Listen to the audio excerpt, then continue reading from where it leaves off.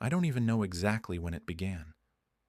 Maybe it was little things at first, like not wanting to get out of bed even though I wasn't tired, or zoning out in class when the teacher called my name and everyone laughed. I would tell myself I was just stressed about school, or that maybe I just needed more sleep. But the truth is, it felt heavier than that. I remember nights where I'd just stare at the ceiling, my mind racing about everything and nothing at the same time. Sometimes I'd cry quietly, and I couldn't even explain why. During the day, I'd put on a face so people wouldn't notice. Around my friends, I'd joke, laugh, and pretend everything was fine. But the second I got home, it was like the weight came back even stronger. I started to notice things about myself that scared me. Like, I didn't enjoy stuff I used to. Hanging out, playing games, even just listening to music, none of it felt the same anymore. I would look in the mirror and think, what's wrong with me? But I couldn't find the words to explain it, even to myself. At first, I kept it all inside because I didn't think anyone would understand. But as it got worse, I felt like I had no choice.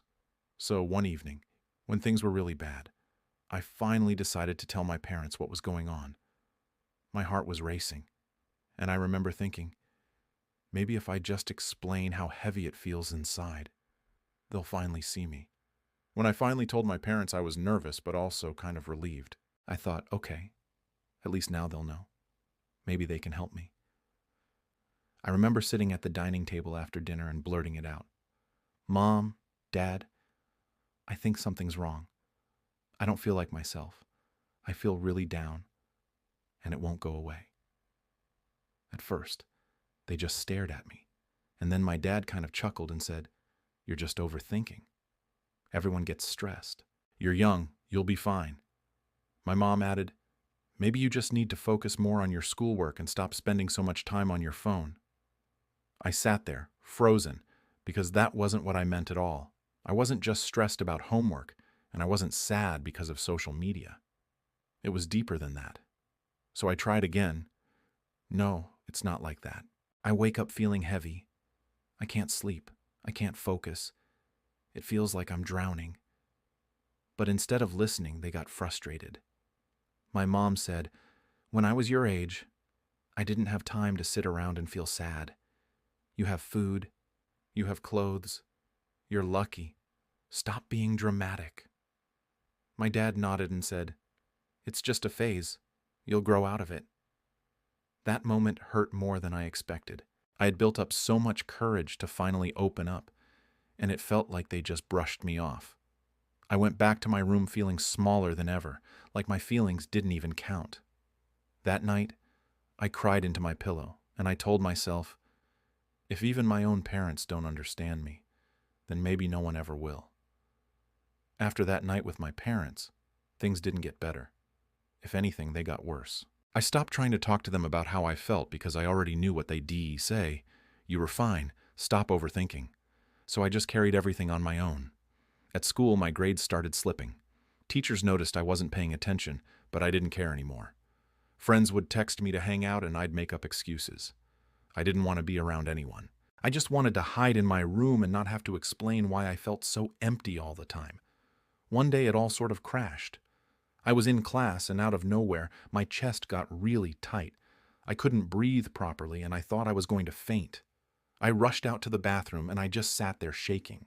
That was the first time I realized maybe what I was going through was more serious than I thought. A teacher found me later, and instead of yelling, she just asked, "Are you okay?" Something about the way she said it made me break down. I told her everything I hadn't been able to say at home, how I felt stuck, how my parents didn't understand, how I didn't even recognize myself anymore. She listened, really listened. And then she said, "What you're feeling is real. You're not making it up. You need support, even if your parents don't see it yet." That was the first time I felt like maybe I wasn't crazy. Maybe I wasn't weak. I started writing in a journal like she suggested. It didn't fix everything, but it gave me a way to get the feelings out. I also opened up to one close friend who told me they had felt the same way before. Hearing that made me realize I wasn't as alone as I thought. But even with those little steps, I still wished my parents understood. Because no matter how much support I found outside, I still went home every day to a family that didn't believe me. After weeks of holding it in, I decided I had to try again with my parents. I couldn't keep pretending around them anymore. So one night I sat them down in the living room and said, "Please, just listen to me. I'm not lazy. I'm not being dramatic. Something's wrong and I need help." I told them everything, about the nights I couldn't sleep, about the panic attack at school, about how heavy I felt every single day.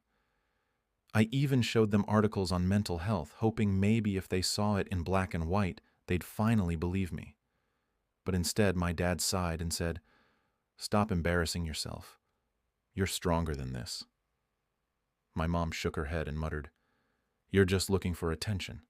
We raised you better than this." I felt my stomach drop. It was like every word I said just bounced off them. They didn't hear me. They didn't want to. I went back to my room and locked the door. For the first time, I didn't cry. I just felt empty, like something inside me broke.